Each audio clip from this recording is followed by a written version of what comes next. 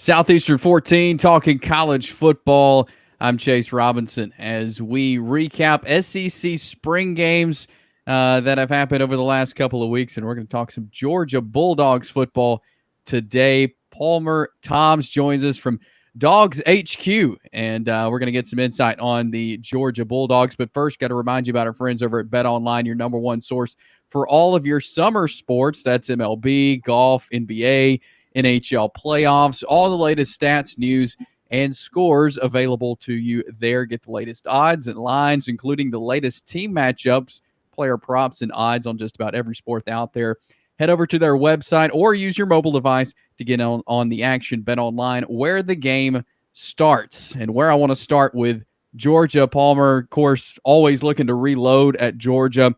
Number of players not back from last year. I feel like we have this conversation every year about Georgia football, just looking to reload. How do you feel the staff was able to do in bringing in some guys to replace some really key pieces to last year's Georgia Bulldog football team? Yeah, Chase, appreciate you having me on. You're right. You know, we're a week out from the NFL draft, and it's you're counting up the guys that could go from Georgia, and you've hit double digits for a third straight year. Does Georgia hit that number? TBD, but you're losing a lot of guys. You're losing guys to the NFL. You're losing guys to the transfer portal. But like you said, it's not a rebuild. It's a reload at Georgia. And, I think that Georgia did a good job of getting a group ready for 2024 that is more than capable of competing for a championship. You look at the success, the track record that Georgia and Kirby Smart have had in the last couple of seasons, always competitive. I think that this new change of a 12-team playoff is really going to benefit Georgia, and you're going to see the Bulldogs consistently in there. They've got the pieces on both sides of the ball.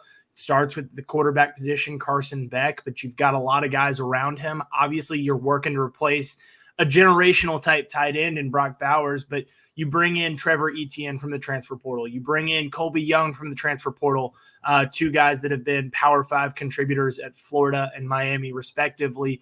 Ben Urasek is somebody that we didn't see this spring, but he's coming in from Stanford at that tight end position, does a lot of the same things that Bowers did. And if that athleticism can carry over from the Pac-12 to the SEC, I think that we're going to see a lot of really good special things out of that Georgia tight end position still. You match all that up with an offensive line, a couple of receivers that are returning, and you feel really good about what Georgia has on offense. And then you flip it over to the defensive side of the ball, and there's a standard at Georgia. And it's cliche, but it's true. Those guys are always going to play up to the standard. You've got all-American caliber players at every level of the defense, from Mykel Williams at the line of scrimmage, Smile Munden in that inside linebacker room, to Malachi Starks on the back end, potentially the best defensive back in all of college football. Again, a lot of new faces that you're going to be seeing there, guys that are having to step up and replace guys that are gone. But when you're doing that with 4- and 5-star talent, you feel pretty good about what you got if you're Georgia. Yeah, and had a chance to see the Bulldogs in the spring game. And just as far as the receiver group goes, because you brought up Brock Bowers, a guy who really is irreplaceable, but you look at some of the other receivers that Georgia lost last year, like a Lad McConkey, for example, who had a great career there with the Bulldogs. It seems like the coaching staff had to go out and kind of get several guys to replace maybe one guy. Talk about some of these guys they brought in, specifically at the receiver position, and what was seen from them this spring. Yeah, so they add 3 at that receiver position, plus Urasek at tight end. So that gives you 4 pass catchers. Etienne out of the backfield is somebody that's proving to be a capable pass catcher as well. But in terms of replacing the tight end and the wide receiver position, because with what Brock Bowers was, he essentially was a big wide receiver that could block on the tail end of the line of scrimmage as well. So Georgia's looking to replace a lot of receptions is the best way to put it. And I think that what they added with Colby Young from Miami is a lot of size. He's listed at 6'3" by Georgia, was listed at 6'5" by Miami. I think he's probably closer to that 6'5", and he certainly plays that way. You look at this spring game, he had 3 catches. 2 of them were first down conversions on third down, and the third one was a touchdown. that's a really good hit rate. And contested catches, jump ball situations, go up and get it. That's not necessarily a skill set that Georgia's had in a couple of seasons. You've the primary guys. I mean, Brock Bowers was capable of doing that, but at the wide receiver spot, the primary guys have been smaller, quicker, route running type guys like Ladd McConkey. Dominic Lovett is somebody that was a transfer this time last year coming in from Missouri. And now that he's got a year of experience under his belt, I really, really liked what we saw from him. Had over 100 yards and the game tying touchdown in the spring game this past Saturday. And I think, having talked to Lovett this spring, you can just tell he's that much more comfortable. He told us that he and Ra Thomas, who was transferring in from Mississippi State at this time last year, and also is going to be a key contributor for Georgia this season. Those two guys last year were spending hours upon hours in the playbook, that as soon as they got on campus, they asked the coaches, hey, can we get the full playbook? I know we're going to install it, 4 plays at a time, week by week, we're going to install it, but we want to be prepared for when that's being installed. And that's a lot to handle. He said that they would go, week by week, and they would run through, hundreds of plays, and they did them in series of 4. And if they missed one of the 4, whether it was what the signal meant, what the route that they were supposed to run, what everyone else was supposed to do, if they missed something in that 4-play stretch, they had to start that 4-play stretch over again. So that was a lot that was being asked of them to not only learn that, but then apply that and be capable contributors this past season. I just think that it's going to come more, naturally to Lovett this season, and Thomas too. But Lovett kind of did a lot of the same things as Ladd McConkey. Ladd had that experience in the system. I think that we're going to see Lovett really break out this season like he did on G-Day. So, those guys, whether it's Lovett, Thomas, the 3 transfers that they add, Colby Young, who I'm the highest on, but London Humphreys from Vanderbilt, Michael Jackson from USC, Dylan Bell, who returns, Arian Smith, who returns, Anthony Evans, who returns. They've got a really, really, really good, deep core group of receivers that Kirby thinks he feels really comfortable with the guys that are at the top, say the top 4 or 5. And then there's a couple that he said, and he didn't necessarily circle names, but, you can tell that, hey, there's these 3 or 4 guys that if they can get very good, key, consistent contributions from those guys, from 2 of those guys, 3 of those guys, not necessarily they don't have to hit on every single one of them, but if one of them hits every week and you combine that with what they feel like they've got at the top, it's going to be a really, really dangerous room. And they've got a guy who can get the ball to them as well, and Carson Beck, who I've been impressed with last year, and even in his time when he would come in when Stetson Bennett was the starting quarterback. But your thoughts on Carson Beck, his development, and watching him in the spring game? And, I mean, is this a guy that we could talk about being, one of the best quarterbacks Georgia's seen in a while? It's funny you mentioned Stetson Bennett, because I think back to the offseason that Stetson had between his first year as the starter in 2021.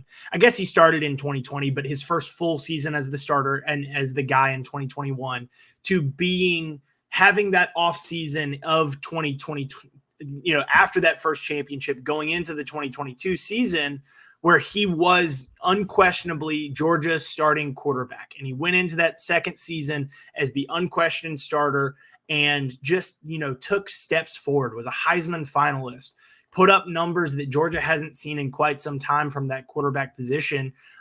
That's my expectation for Carson Beck, is that he's going to have a similar jump. Again, the weapons that are around him make his life a lot easier, but he makes their lives a lot easier too, because he's capable of putting balls in tight spaces, making NFL caliber throws. And I do agree with you, Chase, that we're going to be talking about somebody that, puts up, and obviously he's going to have more games to do it. They play 12 in the regular season. They'll probably play a 13th in the SEC championship game. You're talking about up to 16, 17 games when you factor in the expanded playoff. He's going to have more games to put up the stats that Stetson did, that Matthew Stafford did, that Aaron Murray did, the great Georgia quarterbacks of recent years. But I think that he's going to hit that in the 12, 13, 14 game range. and surpass those guys. I think that we are going to be talking about a guy that is very much in contention to win a Heisman Trophy, very much in contention to be one of the first quarterbacks taken, maybe the first quarterback, maybe the first player taken in next year's NFL draft, and a guy that has a really good shot to lead Georgia back to a national championship for the third time in 4 seasons. Yeah, I completely agree with that. And I know you talk about offense and all the firepower on offense, but a Kirby Smart team, is going to have a pretty good defense as well. That's his side of the ball. What do you know about this defense? And I know you mentioned some of the guys who've been replaced as they look to also reload the defense. What do you see the strength of this defense? Is it the secondary? Is it the line? What do you like most? And what do you see the strength as for this Bulldog defense? Yeah, to me, it's the linebackers, that middle level of the field, because if you look at the 3 levels up front, they've got a lot of experience, but it's not necessarily up to the caliber that Georgia maybe was expecting.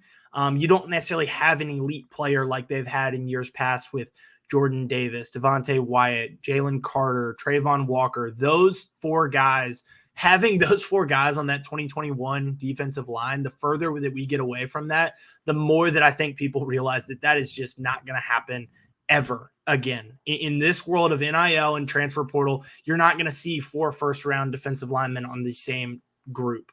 And trying to replace Jalen Carter, just even Jalen, this past season was a challenge for Georgia. Nazir Stackhouse, Warren Brinson, those guys in the middle, tried their best, but they didn't have the depth that they had when they had 4 defensive linemen that were first rounders.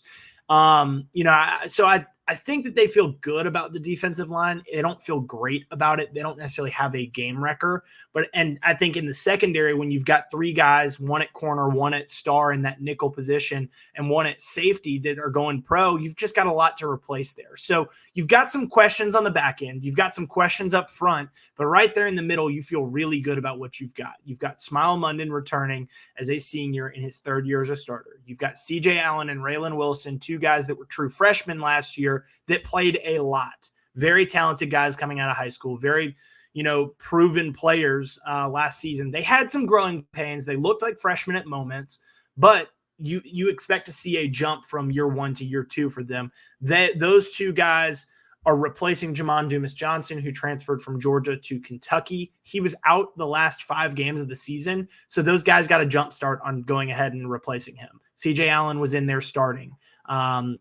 And playing, he had been playing a lot of minutes behind Jamon already. He stepped into Jamon's role and did pretty well. Earned 2 different, 2 times in 3 weeks did he earn SEC Freshman of the Week and led the team in tackles in 3 of 5 games. So they feel good about what they've got at that linebacker position. Jalen Walker is a guy that they're really excited about. Somebody that's got a lot of potential, has maybe the build of an outside linebacker, but plays in that interior, is a run-stopping guy, but also a pass rusher as well. And then when you talk about the pass rushers and you go to the edge, Mykel Williams making the move back from defensive end to more of an outside linebacker where he's going to have some more flexibility, more ability to play with his hand not in the dirt. And I think that we're going to see Georgia try to unleash him a little bit. Damon Wilson going into a 2nd year. Chaz Chambliss is somebody that has been around the program and knows what it takes to play that outside linebacker spot, especially on these early downs where you're a run stopper and not as much of a pass rusher. They feel really good about what they've got with that linebacker group. As far as transfer portal goes, the spring window open right now. Do you see Georgia targeting any specific position, looking to bring any guys in after they've been through spring practice and their spring game to kind of evaluate? Yeah, so Georgia's lost 2 to the transfer portal so far. That has them right around that 85 number, which we all know is imaginary anyway. So they, as you look at Georgia's roster, they really did a good job of addressing their needs in that earlier transfer portal. They addressed wide receiver very heavy and got 3 guys. They addressed tight end and got somebody to go out and replace Bowers. They addressed running back and got a go-to workhorse type guy in ETN. Safety and defensive line were 2 positions that you've got you wanted to build some depth up front, and you've got an open spot in the secondary. Both those are spots that if the right guy came in, they absolutely would target them. Now, defensive line, I think you're hearing everybody in the country say, hey, if there's a really good interior defensive lineman, circle that guy for XYZ school. Circle that guy for UGA, but they're going to have a lot of competition to get that guy. Where I think Georgia is probably going to show the most interest in this spring portal would be at the quarterback spot. And it's not because they need a starter. We talked about Carson Beck, but it's because they need depth. They have 3 scholarship quarterbacks right now. And a lot of it goes back to that class of 2023 where they came up empty-handed. They went all in on Arch Manning and did not land Arch Manning as their quarterback for that class. They came up empty-handed. They were fine at that point, but when you lose Brock Vandegrift and you try to go sign 2 quarterbacks in the class of 2024, you had Dylan Raiola and you had Ryan Puglisi committed and ready to roll, and then the week of signing day, Dylan Raiola flips. Georgia did not meet its goal of trying to sign 2 quarterbacks to get to that 4 scholarship quarterback quota that they've got. They went out and they tried to add in that winter transfer portal with Jaden Maiava, a UNLV transfer, who was briefly committed to Georgia, but then ended up at USC. They missed there. The guy that I would circle for Georgia, and it's out there where he is potentially going to visit Georgia this coming week, is not Jaden Maiava. Jaden Rashada. Sorry. Jaden Rashada for Georgia in this second transfer portal cycle from Arizona State. A highly coveted player coming out of high school. Again, we're not talking about somebody that would be Georgia's starting quarterback. That is going to be Carson Beck. But they need to have some depth with Gunnar Stockton not having a lot of experience and Ryan Puglisi being a true freshman that was very banged up this spring. I mean, he went through about half of the spring practices before they had to shut him down with a knee injury. You just want to have a little bit more comfort in your quarterback room, especially when you've got such inexperience with those 2 guys. Bringing in a guy like Jaden Rashada would be so, so big for Georgia. That's the position that I would circle the most for the Bulldogs in this spring portal cycle.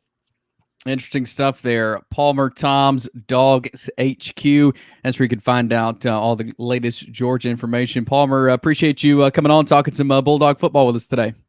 Absolutely. Thanks, Chase. We will have more coverage of SEC spring football. Subscribe to our YouTube channel, Southeastern 14. Follow us on Twitter at 14 Southeastern. Like this video, share it with your friends, and spread the word about Southeastern 14. I'm Chase Robinson. We'll see you next time.